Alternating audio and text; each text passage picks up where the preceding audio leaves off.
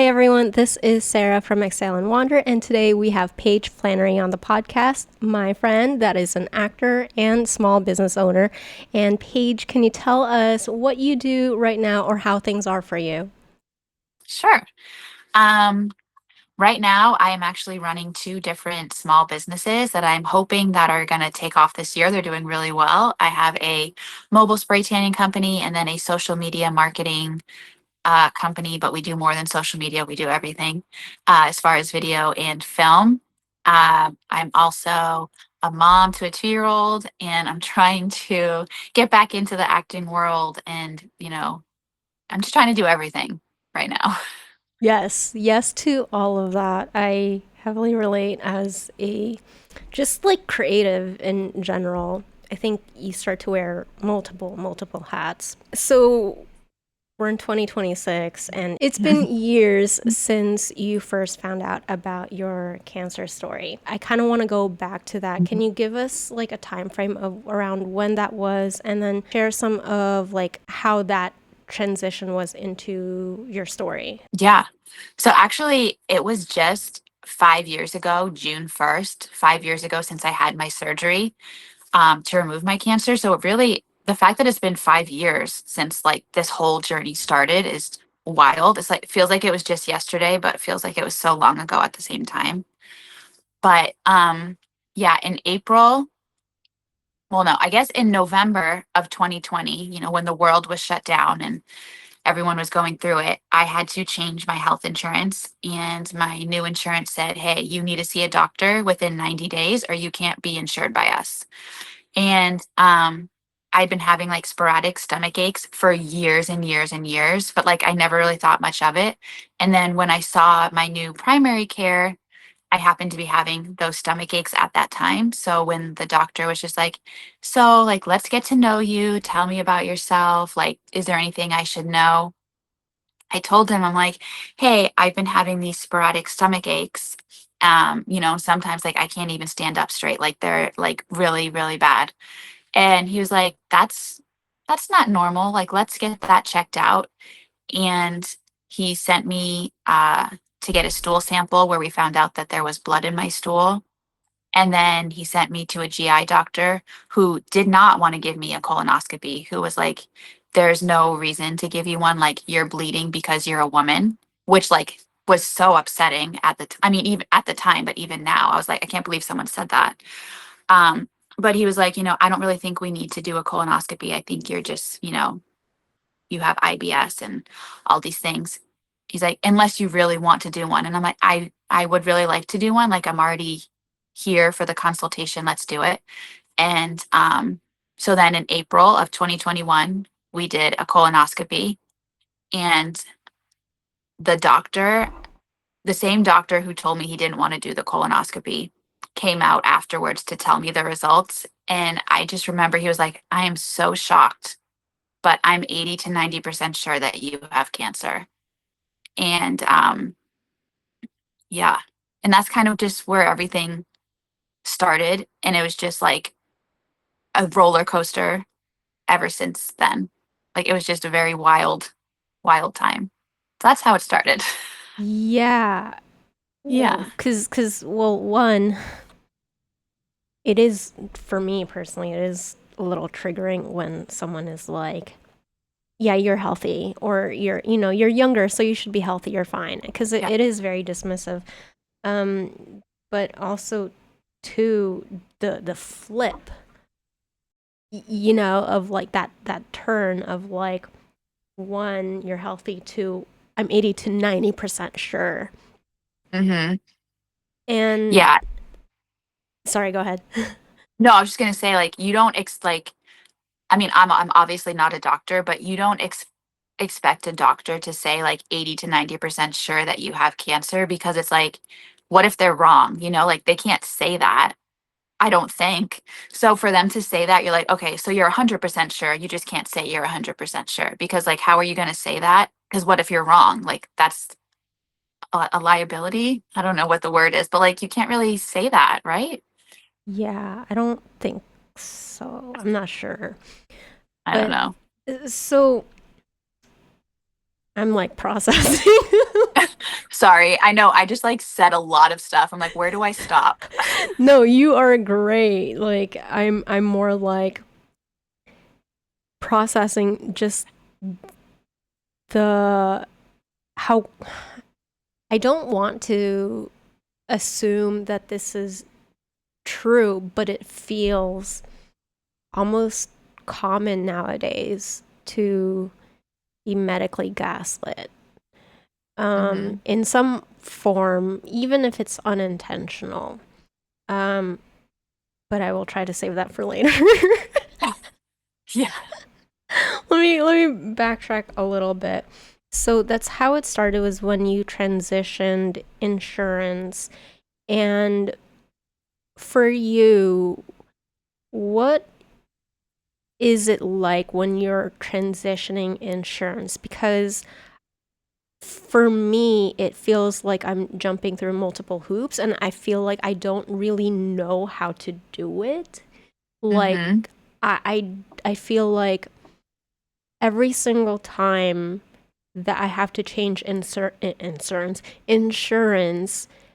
I almost like don't really know where to start. So what was that like for you and what were the steps?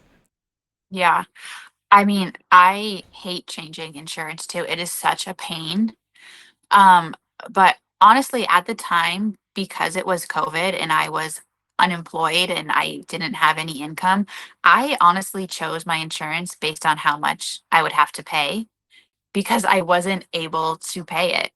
So I didn't really even look at it probably the way that you're supposed to, where it's like, this is what's included and this is what your copay is going to be. And this is like what's in your network and, all these like things that are included, especially in health insurance of like what doctors you're able to see, if there's an extra charge to see a specialist. Like, I didn't really look at that. I just looked at how much it was going to be a month for me to get the insurance because I didn't want to get something I couldn't afford, which the whole point of me switching insurance was because I couldn't afford the one that I had. So switching for me was just really stressful because I was like, I want to have a good insurance, but like I can't afford the best insurance. You know what I'm saying? So it was just it was it was a struggle to change it. But once I went with, the cheapest one, they just assigned me a doctor. Like I didn't pick one. I didn't do anything. They just said, "Hey, this is the primary care that's in your area. You can go to this doctor. If you don't want him, you can pick your own. Like, here's a book." Like, they literally sent me a book like this thick. And they're like, you can go through it and pick a different doctor. And I was just like, I'll take my chances with the one that you sent me. And then I'll go from there. But I'm so, honestly, I'm so happy with the doctor that they chose for me because he saved my life. But I don't know how you would go through and pick a primary care because there's so many. Like, how do you know what doctor's good for you unless you go and see that doctor first? Yeah. And I relate to when you're like it's this thick because that's how I felt and I was like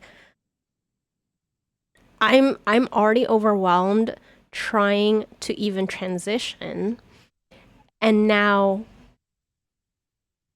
I have ADHD. I don't know I'm going to read all of this. Yeah, Like for real. It's so big. sorry, so I laugh just because of that. I'm trying not to laugh inappropriately, but it's like, how do you navigate a transition and then try to pick all of this within a certain time frame when you're trying to juggle life? Like there's just so much to that. And Yeah. speaking of primary care, can you go into a little bit more of a detail on like some of the questions he asked you? You briefly mentioned it earlier, but to me, I think it's really I, I again, I don't want to say this is true and 100% for everybody, but I just appreciate it so much when primary care asks the right questions because it's starting to feel like it's almost like winning the lottery to get a good primary care that Hmm. asks good questions when you're first meeting them. Yeah. But yeah, can you share a little bit more of that? hmm Yeah, I think, I mean, I don't remember everything specifically, but I do know when I went to see him for the first time, it was very much like this doctor, he just had such a calm demeanor and he was just so like patient and he was just willing to listen to anything that I said, which when you're going to a doctor, I feel like typically like you're kind of rushed through the process because they're seeing so many patients and they're just kind of like, okay, like anything else? Like, yep, you look good. And I just think this doctor in particular was just very much like he came in, he sat down, which I feel like a lot of times doctors don't do as well. Like they kind of stand up, like kind of against the wall, like they're ready to leave. Um, but this doctor, like he sat down, like he took out his computer and he was just like typing out anything that I said. And he was just basically like, okay, so you're here for a physical. So like, he checked all the stuff that you would typically check and then was just basically like, so tell me about yourself. Like where are you from? Like what do you do? Um, kind of all that kind of stuff. And then was just basically like, is there anything else I should know? And I was so hesitant to tell him about my stomach pains because I was like, it's nothing. Like I've been having it on and off for years and years. Like, do I really need to mention this? So when he was like, is there anything else? Like I thought about it for a good second and I was like, do I say it? And I'm like, yeah, actually, like, sometimes my stomach hurts and like sometimes I can't stand up straight. And like, I just, and I can picture his face sitting there looking at me like because it was COVID time, so he was wearing a mask, but like I could see his eyes. And I remember just like his eyes kind of like widening up a little bit, being like, okay, well, that's not really normal. So we're gonna get that checked out. And I was shocked because I was like, oh, that's not normal. What do you mean no one else experiences this? So yeah, the whole process was just wild. The fact that he listened and wrote it down and like made sure that we got it checked. Because I feel like so many people have told me, like when I tell this story, everyone's like, I can't believe he listened to you. Like none of my doctors have ever listened to me. Like you're so lucky. And it just blows my mind that not everyone can have that experience. And the fact that I don't have that doctor anymore, like makes me so sad because he was amazing. Like I wish everybody could go to him. I'm not going to say his name, obviously, but like I wish everybody had him as a doctor. He's amazing. I'll probably ask later. I'll tell you off camera. I'm like, I need help. Yeah, he was amazing. Man, yeah, like my takeaways. Well, the first thing that stood out to me when you said that is like he took notes, Yeah. and it's like it kind of goes because we met in acting class. My head goes towards like, you know, those times where we took notes or we heard notes and we got hmm feedback from whatever just happened. Because usually, whatever just happened goes like Yeah. straight over our head because there's so Yeah. many things going on. And I think about it like, we're coming in from like the patient's perspective. And for us, there are a lot of things going on.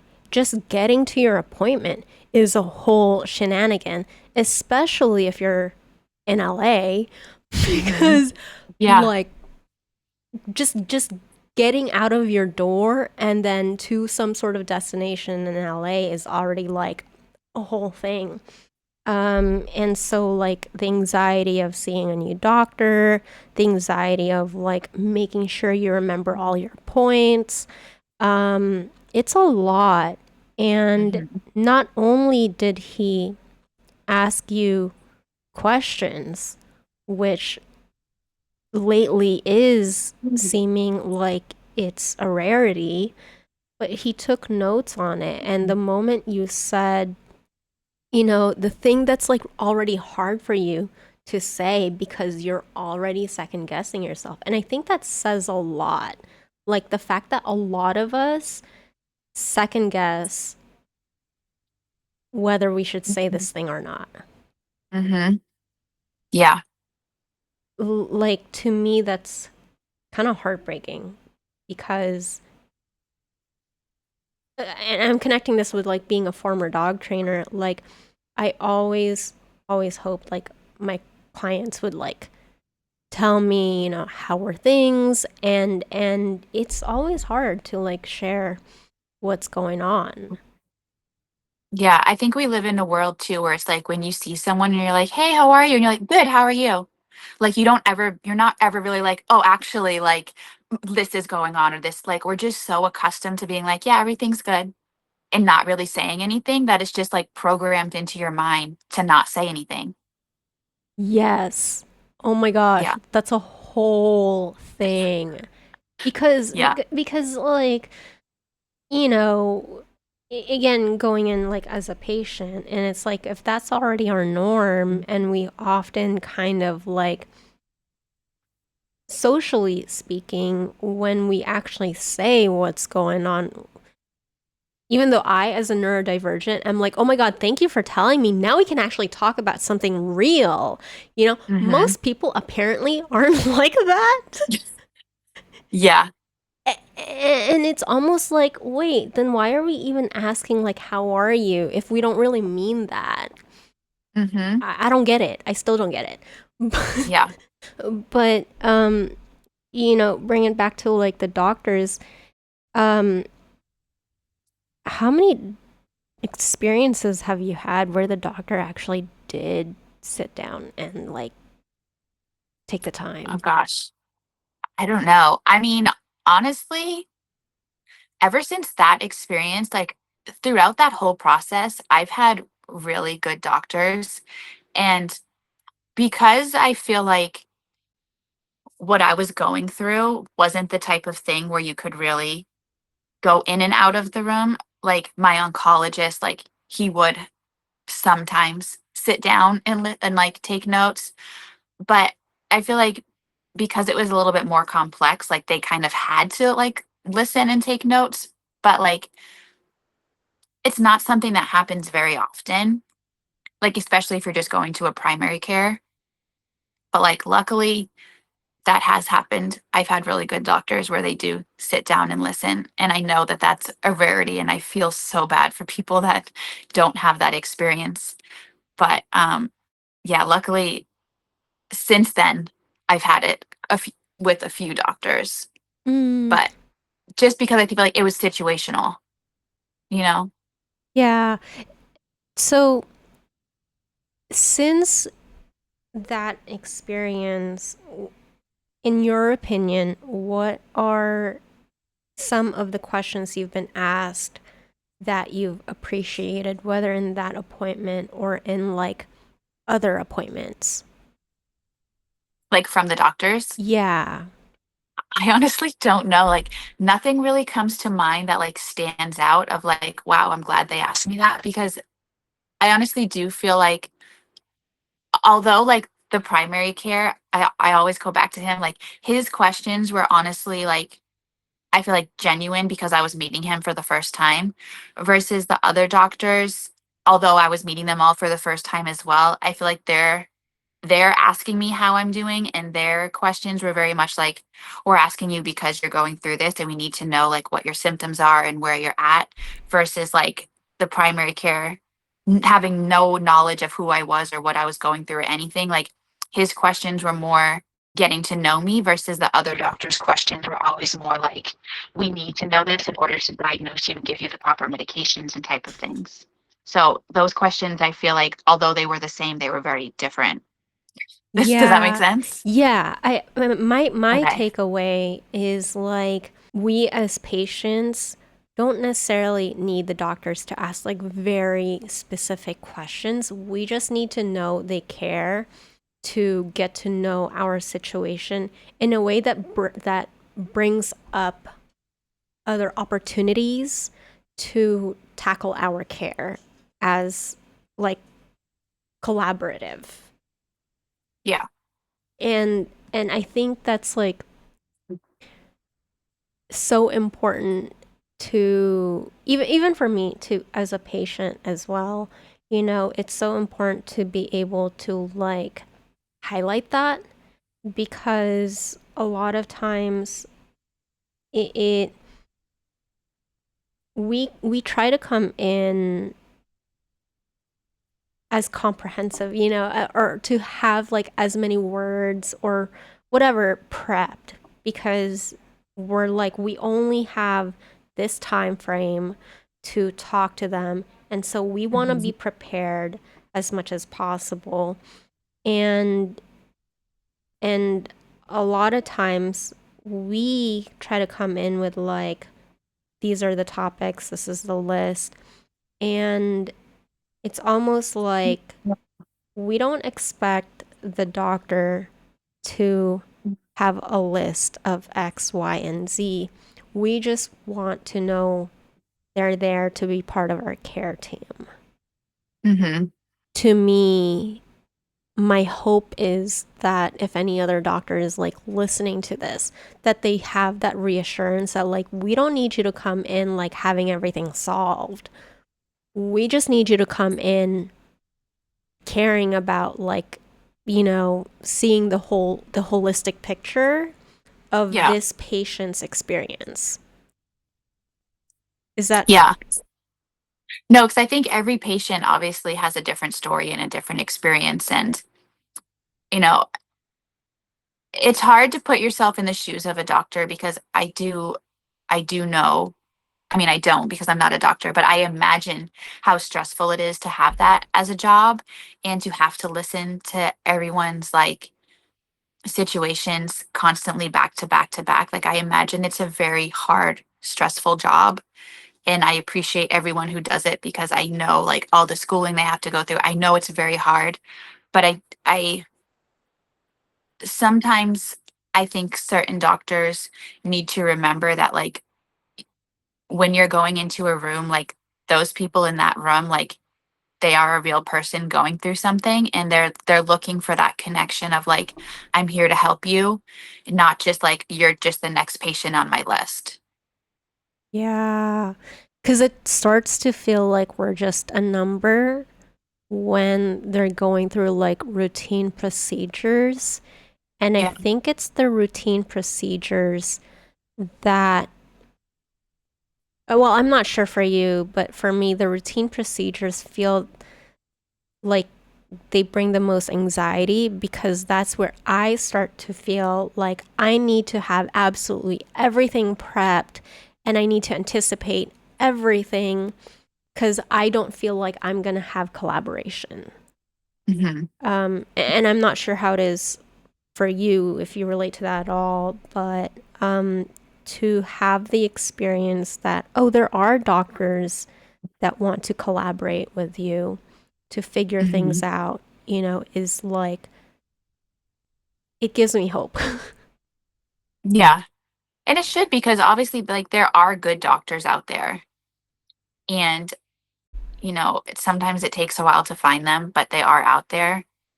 And it's important to just vocalize and like make your list and make sure that you tell them everything you need to tell them in Yeah. order to have that collaborative experience, because kind of like a school project, like you don't want to feel like you're the only person putting in work and the other person's just kind of there.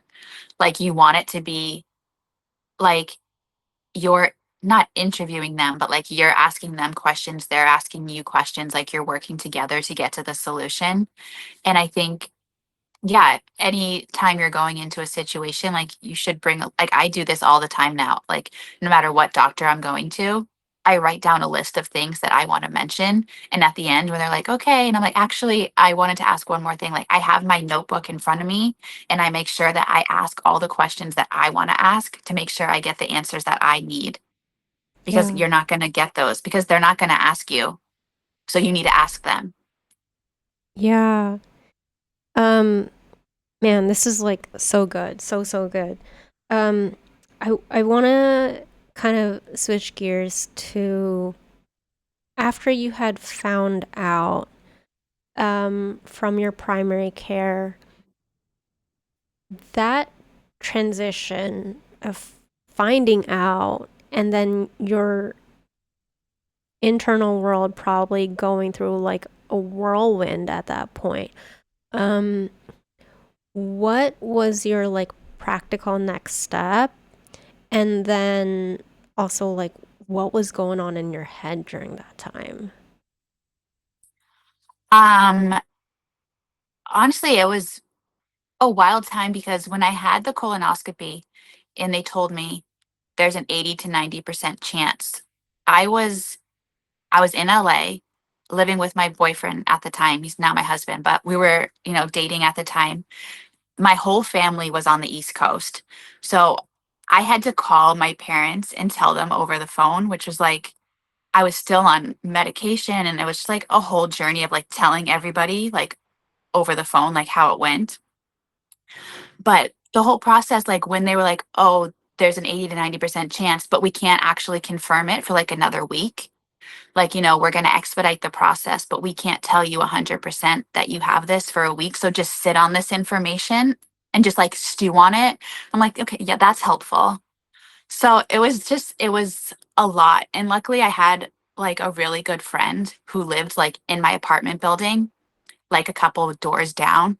And like I was just with her like every single day, like staring at my phone, but like trying to keep myself distracted like while my boyfriend at the time he was working like he still had a job that he went to every day and I didn't. And so it was just like I didn't have that distraction either. Like I couldn't go to work and distract myself because it was COVID and I didn't have a job.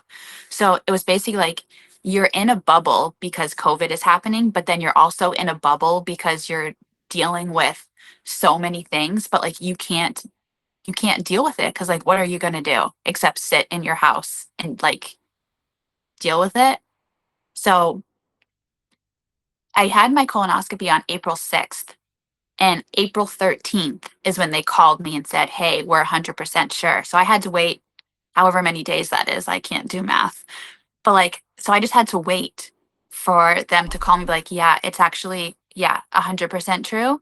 And now you need to go meet with an oncologist and meet with a surgeon and this and this. And it's just finding more doctors and going through the whole process. And it's just, it was a wild time, honestly. Yeah. Um, how long was it between finding out to actually seeing the oncologist?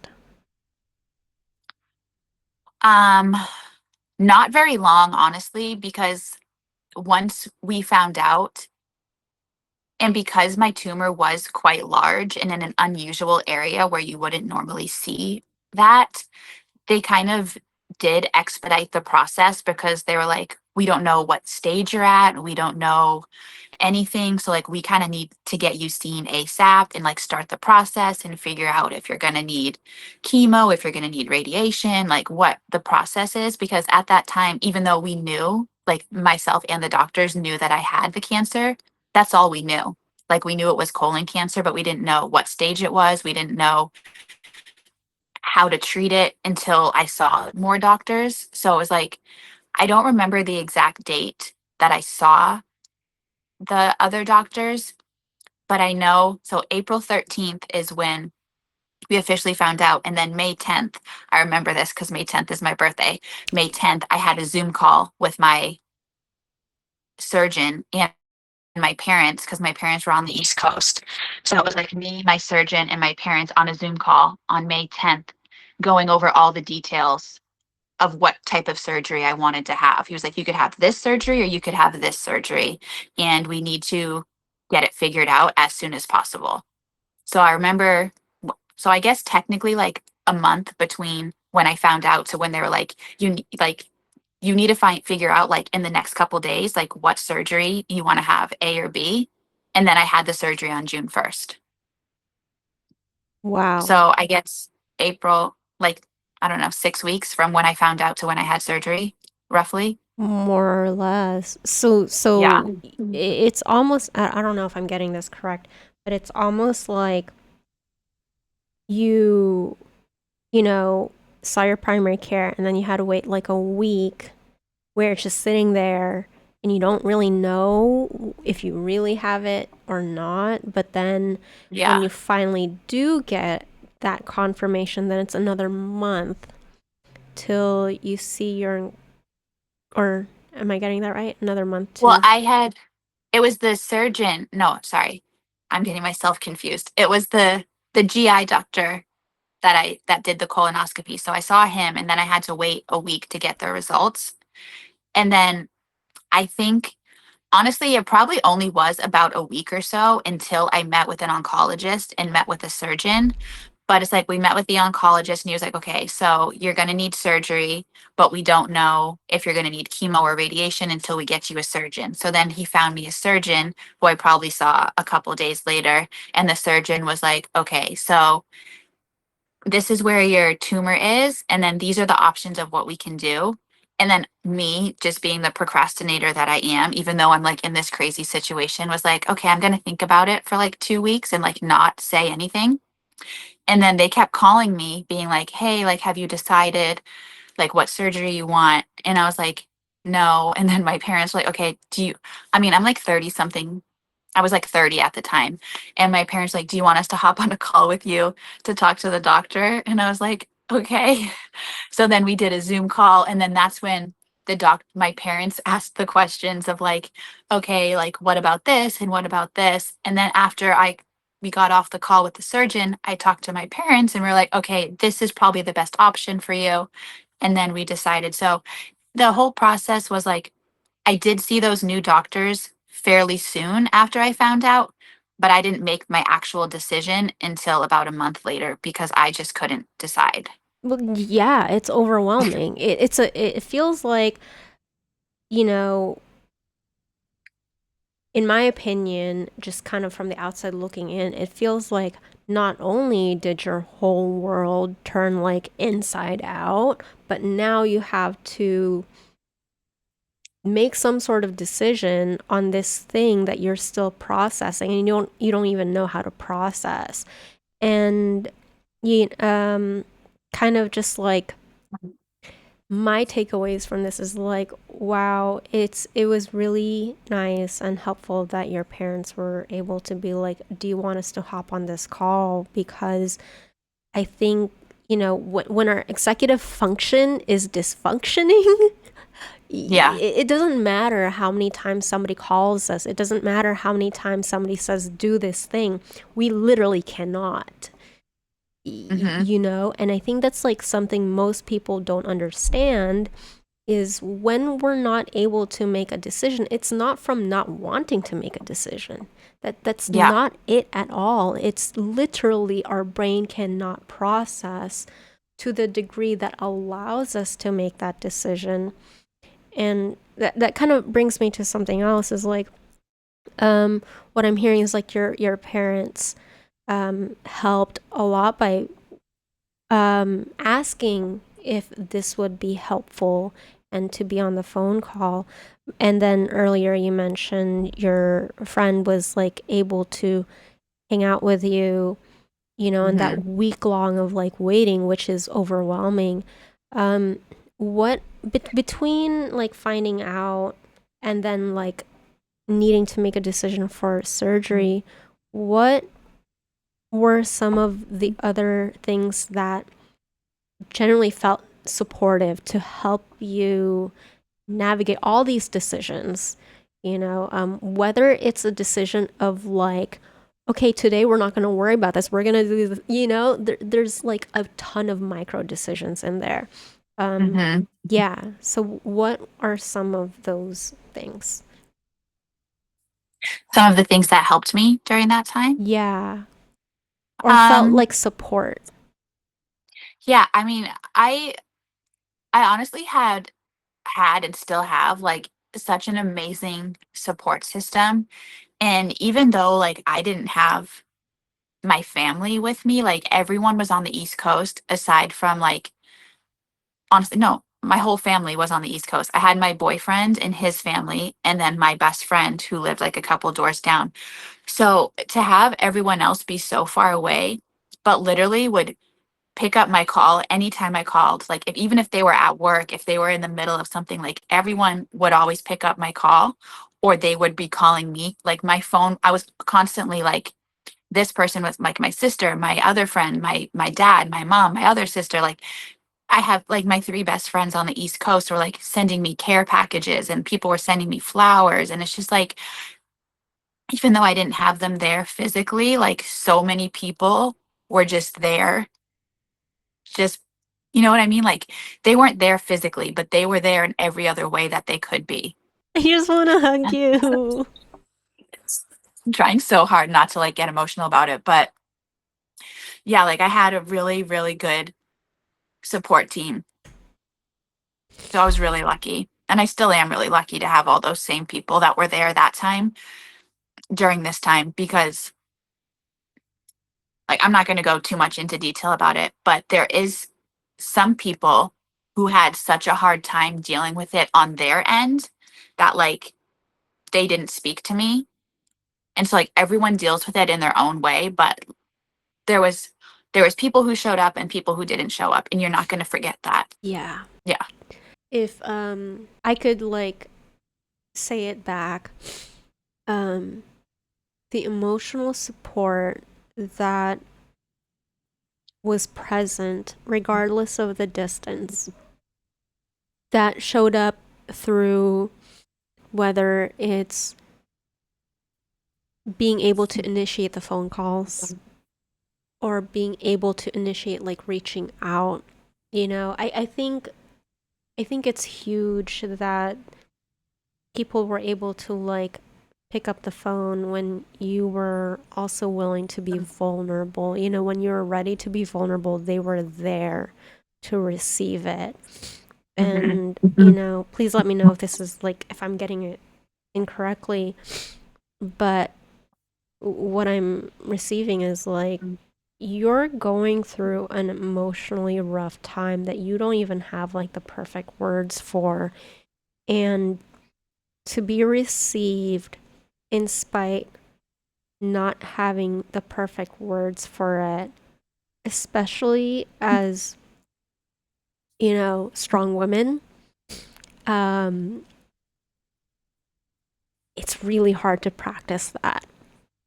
Hmm. It's really hard to practice having to constantly like reach out. And if that had not been there when you were reaching out, my interpretation is like whether or not you would have said something isn't the thing, but like the way you would have reached out might have changed.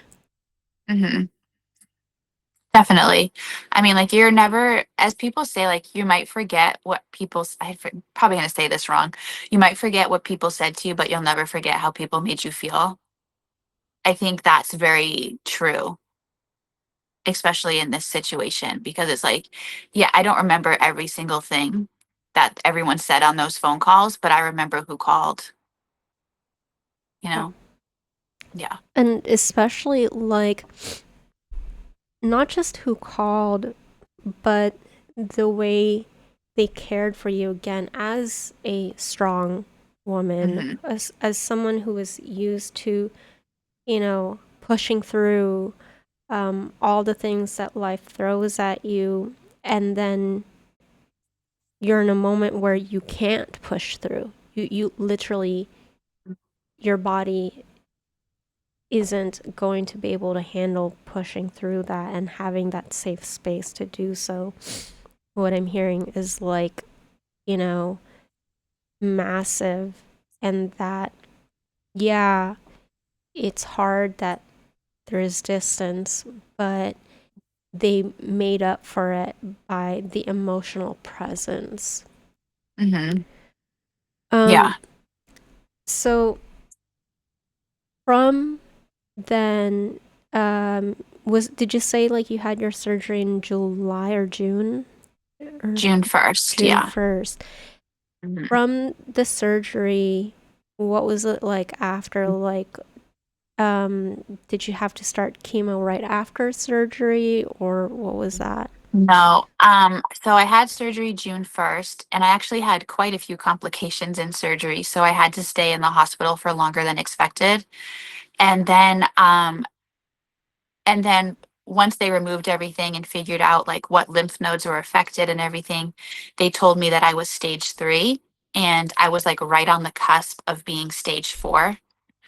So it was pretty advanced. And so they wanted me to do chemo. But because I had just had a major surgery, I had to wait a little while, at least a month, for my body to recover from that one surgery. So I had the surgery June 1st. And then trying to remember the exact dates. And then I had my port placed. So a port is like what they put, and they could put it in your chest or your arm, like depending on what type of cancer you have of the placement, but it's basically where you get your chemo. So instead of going in every week and getting an IV like in your arm, they would put it like I don't know if you could see it, but I have a scar right here because I just had it removed in November. But it was basically like a little thing right here, and they would just poke you. And that's where the chemo would go through to get into your bloodstream. So I had that put in August. I think it was August 15th or August 16th. I had that placed. And then I started chemo at the beginning of September. So I Wow. waited, yeah, like a month and a half, I believe. I had to wait for my body to heal. And then once my body healed, I had this placed. Then I had to wait for my body to heal again and make sure it worked properly and all that stuff. And then I started treatment. What was that like for you? Um, because mentally, what I'm thinking about is like you weren't working at the time, right? Mm-mm. No. So what was that like for you? Like what was your day-to-day like and or um what was your inner monologue like during that time? Um, I was actually thinking about this the other day. Is like, I don't remember, like, throughout this whole process, like, I don't remember, like, ever going to, like, the grocery store. Like, there were points where, like, when you're going through chemo or, like, any type of treatment, essentially, like, you have to get blood work done constantly so they can make sure it's, like, the treatment is working and, like, see where all your levels are at. And there were multiple times where like my levels dropped so low that they were like, do not leave your house, do not talk to anybody, like don't do anything, because if I got sick, like it would be extremely dangerous. So there were points where my doctors were literally like, do not leave your house. So I don't really remember going anywhere. Um, so I honestly don't, I just like sat in the house. Like I had my little bubble, like my boyfriend would come home and my friend who also wasn't working would come over, and like that was it. Like I didn't really, like my family took turns coming out during treatment. Like one week my mom would come out, another week my dad would come out, and then my boyfriend would take me, and then my sister would come out, and then my other sister would come out, and then my friend would take me. Like I never went to treatment by myself. There was always somebody there with me. So like I was never home alone, but like I never went anywhere also. Like I don't really remember, aside from doctor's appointments, because there was a time also where I was literally at the doctor's Monday through Friday. Like Wow. every day I had to go get blood work or get my port flushed or get treatment, or so I that was my life, was just doctors 5 days a week. Wow. So in that time frame when you had to see doctors like Monday through Friday, well, first of all, it's so good to hear that, someone was going with you to your appointments. Um, 'Cause like how long would that be each day? Or did it vary depending on the day? Depending on the day and what I was having done or what doctor I was seeing, the appointments would differ. But like I was on two different types of chemo. So like I would go in typically like on a Tuesday, and it would take about 2 hours, 2.5 hours, like in the doctor's office. And I would get one type of chemo. So I would just like sit in this big room with like a bunch of other people who were getting chemo, and we would all just kind of like stare at each other. And so we sat there, and then after that cycle of chemo was done, they would attach me to I can't think of the word, but I would take the chemo home with me. And it would take 48 hours for it to like go through my system. So I would take like this little bag home with me from, and then on like Thursdays, like mid afternoon, I would go back to that doctor and then they would remove it and then flush everything out. Um, so like, yeah, every appointment was different, but I was usually there for at least an hour every Wow. day. And how long was travel like going there and then coming back? Um, it wasn't too far. It was probably like 15, 20 minutes there and then 15, 20 minutes back. Okay. I mean, that's still an additional hour though Yeah. to it's still a lot. Um, how was your body taking it like during that time? Um, well, I lost about 40 pounds like very quickly. I lost a lot of weight. I really like I was vegan during the time because I was just trying to like rid my body of like everything. And so I would when I did eat, which was not very often, it would be like a hash brown or like yogurt. Like I really like I didn't really eat. I had no appetite. I just um yeah, my body every day was different. Like there would be some days where like I was in crippling pain and then other days where I'm like I don't feel anything. Like mentally, emotionally, physically, like I feel nothing. And then, it was like a roller coaster. You know, some days my body did really well and other days it struggled. Yeah. But we made it through. Yeah. No, it's Yeah. it's a lot. When it comes to support, if you don't mind, I kind of want to touch up on like I guess like I relate a lot to what you had said earlier about remembering, how like people made you feel, whether or not like Hmm. they have the capacity to support you because to them what you're going through is too hard to bear, right? But like Hmm. you were the one going through that. Yeah. Um, do you mind sharing moments where you had to process that transition, whether it's a friendship or whatever kind of relationship it is? Like what was that like? Honestly, I was just kind of in the mindset of like I didn't have I personally was like, I don't have the time or energy to deal with these. Like, I understand everyone deals with things differently, but like, I don't have the time to like deal with your emotions and like what you're going through, like, because I'm already going through it. So, like, I understand you're having a hard time, but I just had to step away from it and just be like, okay, if that's how you have to deal with it, then you go deal with it. And then I just didn't think about it again because like I was going through so much already that like I couldn't process other like how those people. I don't know, does that sound bad? Like not in a mean way of like I couldn't process, like I understand how they were going through it, but like I couldn't physically, like I couldn't be there for them because they weren't going through it. Like I couldn't walk them through it and be like it's going to be okay, like I'm going to be okay. Like I didn't have that capacity to like be there for them because I was already trying to be there for myself. Yeah. So it's like I understand that you're having a hard time with it, but I I can't I can't be there for you right now. Does Well, does that make sense? Like one, not in a mean way. it doesn't sound mean at all. I don't think it sounds mean at all. What I'm hearing is that, y- again, I can't say this is like true for everybody, and please correct me if I'm interpreting it incorrectly, but I think as strong women, and I don't know if you resonate with being hyper independent, but I definitely do. Especially if you fall under that category, we have a tendency to be like the strong ones in the friend group are to be the strong ones in whatever dynamic we're in.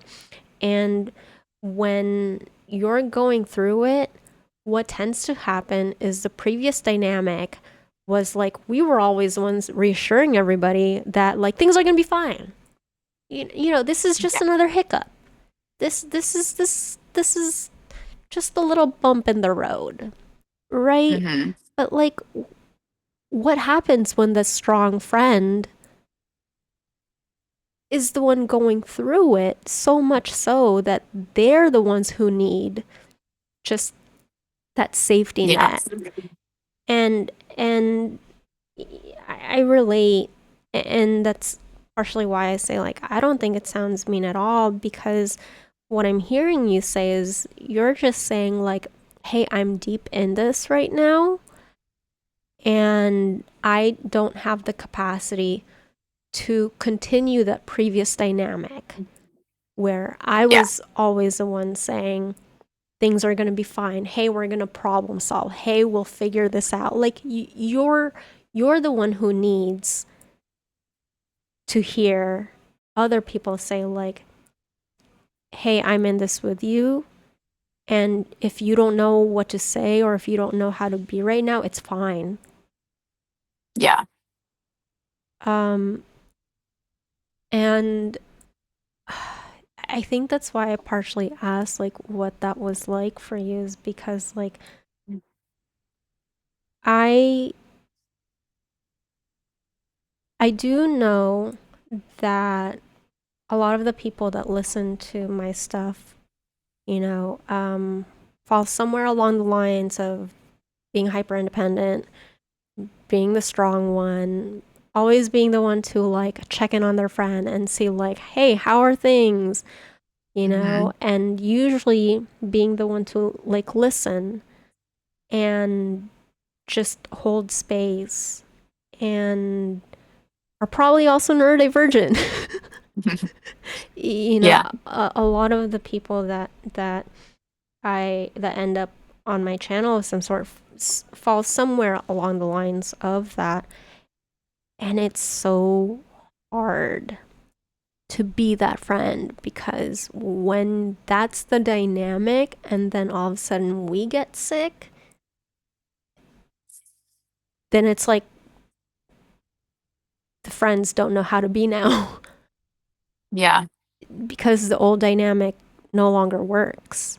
Was there, I don't know if it would even be like while you were going through chemo or anything, but like, did it at any point feel like you had to grieve that separately? Um, that change in Um, relationship?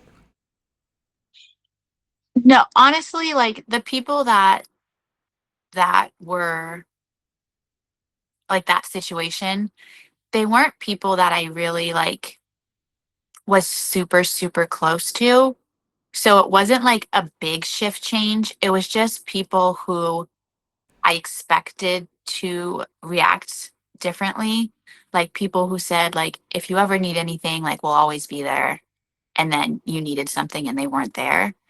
But like I never really had a super strong relationship. Like I didn't depend on them or anything like that. So as much as I grieved that relationship and it's upsetting that I don't have that relationship, like at the end of the day, it wasn't a major relationship in my life where I was just like, I'm really gonna miss that. Like that sounds really bad too, but like it's not like, oh my gosh, I'm really gonna miss that person in my life because I didn't talk to them every single day. Like they weren't a major character in my life, but like um it's obviously sad because I probably will never see them or talk to them again, but it's not just solely based on this situation. It's just like life and other situations as well. But as sad as it is, it's like I just I don't think about it too often because it wasn't a major shift change. It was just like, okay, if that's how it is, that's how it is. And then I just had to move on. Mm. Were these people that, the shift happened when you shared your story with them? Is that Yeah, pretty much. It was just kind of like people who are just like, if you ever need anything, like call me, like I will always be there. So, what I'm kind of hearing is thankfully you had other people who were pillars in your support system. And those pillars were the ones that kind of like gave room for you to not have everything figured out, but also to give room for you to figure it out as you go along. Is that kind of, am I getting that right? Hmm. Yeah. Okay. From the time that, um, like I know you just mentioned that you had just gotten thing taken out. You said, Hmm. was it November or something? Yes, I just got it taken out last year. Okay. So, sorry, I don't know too much. Um, is there a process like do you have to wait a certain time frame before you get it taken out? Yeah, so that's the whole thing too of like, so I finished treatment in February of 2022, and it was like February 28th or something. It was like the very end of the month. And my doctor was like, we're going to keep the port in place for at least a year, because I was constantly monitored. And they're like, just in case like anything comes back or, anything like that, we're going to keep it in for 1 year. And I just every 4 weeks, every 6 weeks, I would go in and just get it flushed out to make sure it was still working and it wasn't clogged or anything. And he said, we're going to keep it in for at least a year. So I should have had it taken out in 2023, like early 2023. But before they would take it out, we would have to do like CT scans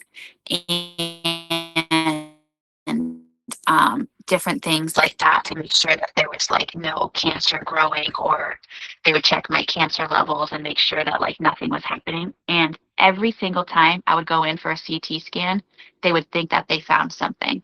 And then I would have to go back in and get like an MRI, or I'd have to get more blood work. And they're like, okay, let's just, or I do have to do another colonoscopy. Like, I can't do a regular colonoscopy anymore. I have to do like a different type of procedure. But every time, okay, let's do that procedure again. Like, let's double check. And we did that from 2023 until 2026, I guess, when I had it removed. Because they're just constantly like, oh, we think we found this, we think we found that. Like, let's do this scan, let's do that. And so I had it in for a lot longer than anticipated, um, for safety reasons. But yeah, I shouldn't have had it in as long as I did. Wow. That's, I mean, to kind of feel like they might have found something that might have not, like for that Mhm. long, I imagine takes some sort of emotional toll. Yeah, because every time they thought they found something, it was in a different spot. It wasn't always like, oh, like we think we found something over here. It'd be like, oh, we found a spot on your kidney. We found a spot on your liver. Like something looks a little weird on your colon. So it was always just like, because obviously cancer can spread. Um, and they got pretty clean margins. Like when they removed it, like they were pretty confident they removed everything. But like you never know. So it was always just like, well, maybe it's spread over here, or maybe it's spread over there, or like maybe it's something else entirely. Like you just never knew like what they were going to say. But it came to the point where it's like every time I would go in, I'm like, yeah, I'm not getting this removed anytime soon, because I already had that anticipation of like they're going to find something.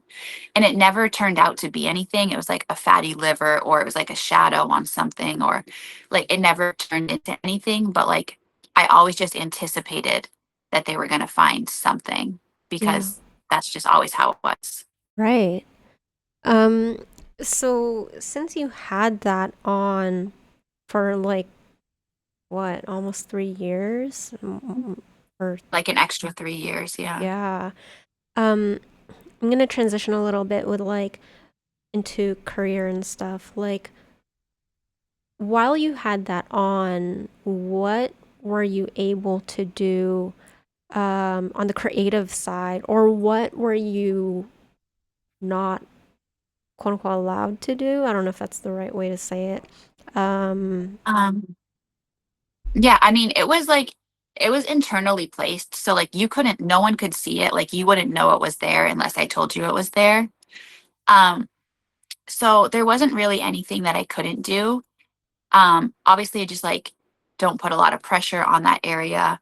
Don't do any contact sports. Not that I was doing any contact sports. But it's just like don't overexert yourself. Don't, be careful that you don't fall on that area. But other than that, like there was no like real there was no real restrictions because it was like internally placed and I wasn't after chemo ended, I wasn't actively using it. So it was just as long as I was careful and didn't do anything like crazy, like I could do anything. okay. What was that like for you creatively then? Between those times, like, um, was there a transition for you to kind of like feel ready to pursue any of the things you wanted to pursue, or was it like a transition in itself? Yeah, I think honestly, like once treatment ended, treatment ended in February of 2022. And then I think I went back to work in like June of 2022. Like I gave myself a little bit of time and then I kind of just like went back into life as normal, kind of like nothing happened. Like I just kind of had to make that transition because like I didn't want to sit in that of like depression. Not that I was depressed, but like you don't want to sit in that like heaviness. Like just you need to like get back out there and just start living life again. And so I didn't really give myself too much time to like, you know, grieve that life or anything. I was just like, okay, treatment's over. Like I feel good. Everything's fine. Like I'm gonna get back into it. And I did. And I got new headshots done and I went back to work and I was very aware that my port was still there. Like I always kind of made sure it was covered. Like I was kind of self-conscious about it for a while. So I was very aware, very, very aware of my body, but I was just like back in the swing of things. So like I remember there was a point where I was like, I've always kind of been a workaholic. So I kind of went back into it like working two jobs. Like I kind of jumped right back into like, okay, like I can't work one job. I need to work two jobs. And I remember one time I was at one of my jobs and I was a hostess at a restaurant. This was like, I don't know, a couple months after I finished treatment. And I was just like standing there and I was just like so aware of like my last couple years of like life and just being like, I'm like, no one in this restaurant knows what I've gone through like this past year and a half. And it was just such an eye opening experience to be just like, you have no idea what anyone is going through. Like, this person standing in front of me has no idea that I have a port. Like, they have no idea I just finished treatment 2 months ago. And it's just like such an eye opening experience of just like, you need to treat people so kindly because you have no clue what that person just went through yesterday, what they went through this morning, like what it took them just to show up in front of you, And it's just like, it's just that the whole experience, like, really was just so eye opening for me because it's just like, if people looked at me, they would have no idea. So it's like me looking at you, like, I don't know what you just went through before we hopped on this podcast. Like, it's just so many things that it's just, you have to be so aware of not just yourself, but of like everybody and everything because you want to make sure that like you're not making someone's day harder after they could have just had the hardest day. Yeah. I mean, it's the whole like, there's so much, I don't know if stigma is the right word, but there's this association that just because we're younger and in our 30s means that, oh, life couldn't have been that hard for us yet. There's this association that like, only older people go through these incredibly challenging things, and that's just not true at all. Yeah. And like, I think a lot of people, whether our age or in their 20s, who have faced challenging things can often get looked down on or dismissed, or just like people just don't think about what you had just said. People Hmm. don't think about, being kind to people that are younger because there's this association that we should be able to handle anything thrown at us, or that we've, been completely fine. And like the rise of autoimmune diseases shows otherwise. Um, a lot of people our age or even in their 20s going through more medical things lately, showing it Hmm. otherwise. And I love that you said that because, yeah, there's just so much. Yeah. um, Yeah. and, I like that you mentioned headshots earlier and you went back Hmm. to work. Um, what were some other things that were like um, in the wheelhouse that you wanted to pursue that brought excitement back into your life, whether little by little or however that process was after chemo? Well, actually, like, um, right before I started chemo, I got engaged. So, like, during this whole process, that was a huge shift change as well. So, like, I had just gone through surgery and all this stuff. Then I got engaged, and then I started treatment. And then, so when we, or when I finished treatment in February, like, we got married in November of that same year. So it was just like, sorry. Um, Hi. so Been a while since I've seen you, but hi. yeah, exactly. She just walked back in the other room. But yeah, so it's just like the excitement of all of that. So it's just like treatment ended, but then like there were so many exciting things that were still on the horizon and so many things that were happening. So it was like I finished treatment, I got headshots, I was planning my wedding. Like we were planning a honeymoon, like I was back to work. Like it was just everything. There was just so many things to look forward to because it's like life didn't end, you know? Yeah, I love that. So, not only did you get engaged and have a wedding, you got headshots. I want to transition even more into like, how did you start getting into all the creative stuff? Um, you know, in the last, I want to say like in the last 2 years. Hmm. What are some things that you've done and are getting you even more excited? Yeah. So in the past 2 years is really when I started my like, I guess, small business journey. Um, I I wanted to do things that were creative and like stimulating, but also that were things that I could do so that I could still be home with my baby. So I was trying to find the balance of like just trying to find the balance of life of like being a parent and still like being me and still being able to have that creative outlet. And the thing that I found first as my creative outlet, because I kind of did like when I had the baby, I did take a step back from like the acting a little bit because I didn't want to do anything that was going to take me away from him for too long. And so even though acting is still like a very high priority for me and something that I want to do so badly, like right now that's not my main outlet, and that's okay. Like you know, life changes and things happen, and hopefully I'll get back into it.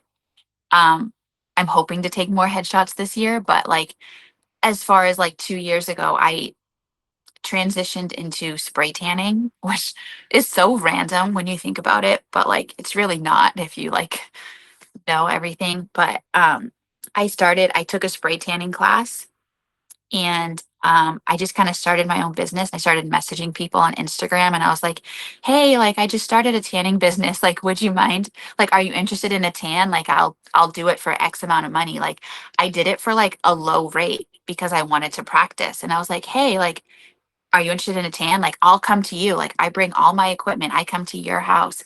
And that became my creative outlet for a while because it's creativity in a different form because it's like you're making someone feel more confident, like you're making someone feel like if they had a bad day, if they're, about to get married, if they're about to, whatever, it's like you're making their day better. So it's a creative outlet because you're like coloring on them, but like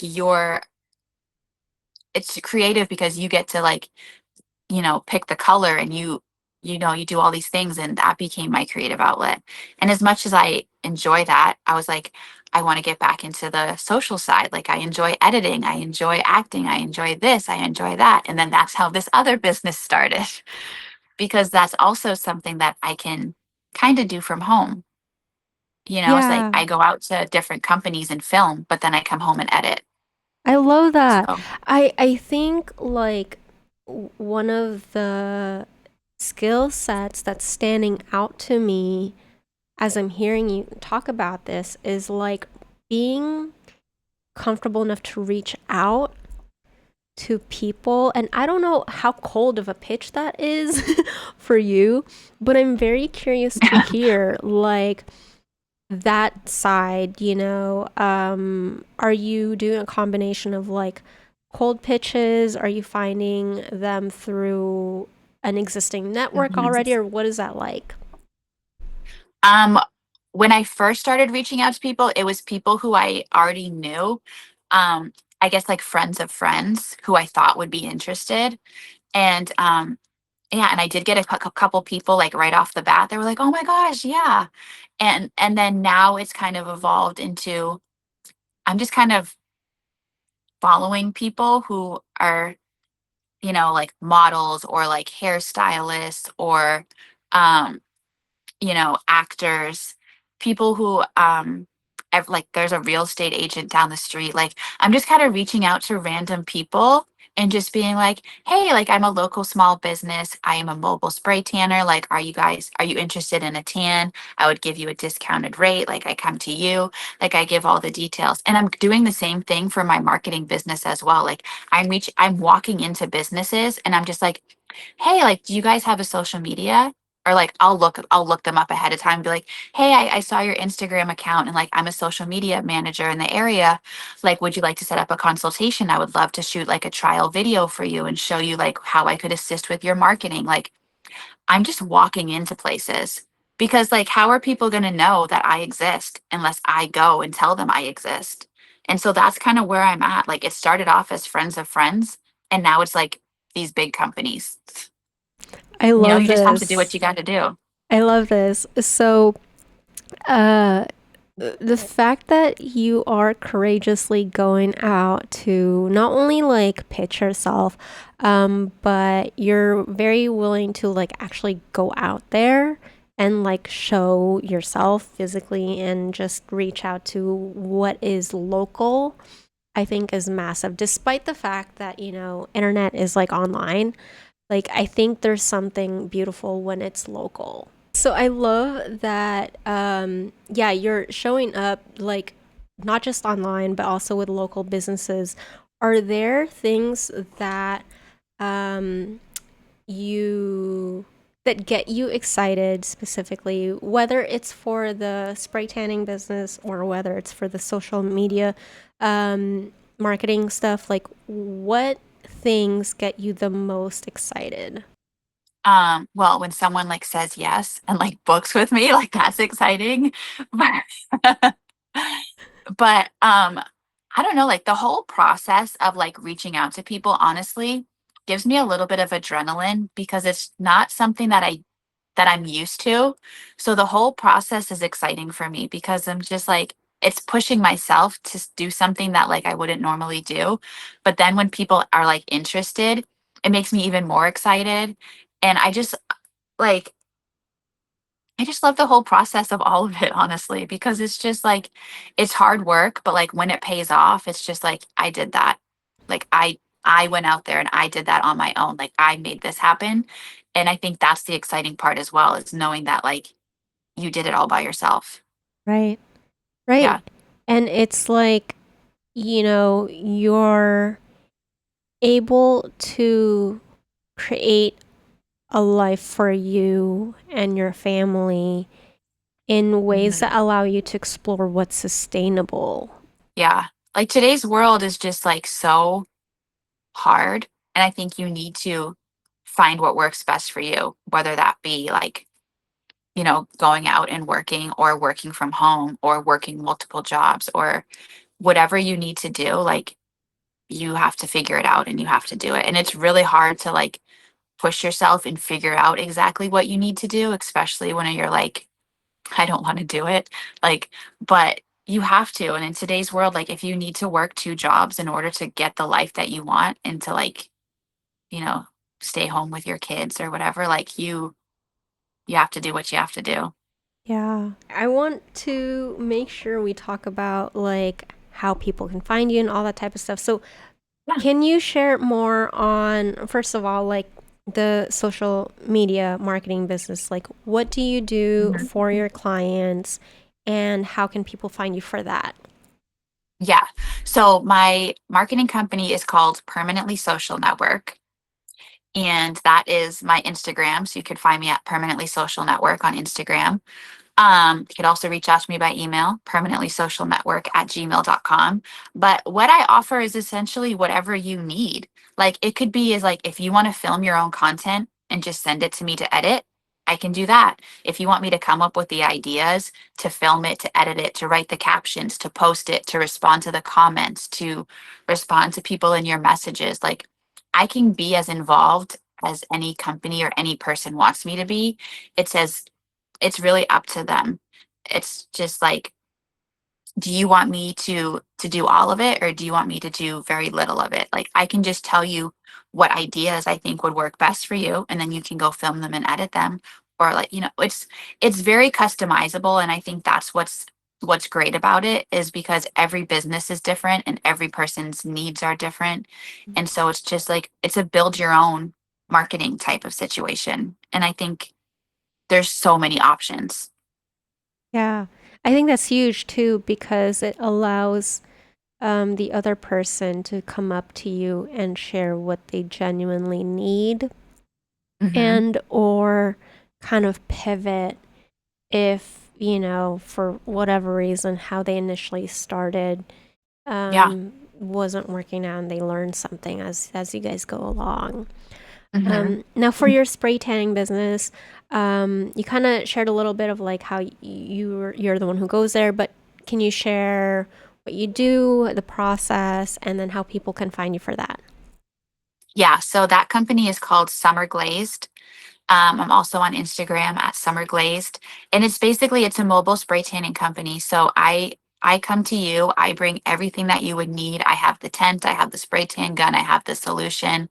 I have express tans, I have regular tans, I have hydration spray, I have setting powder, like anything you could need. I have disposable underwear, I have hair nets. Like I literally bring everything to make sure that you get the tan and the experience that you want.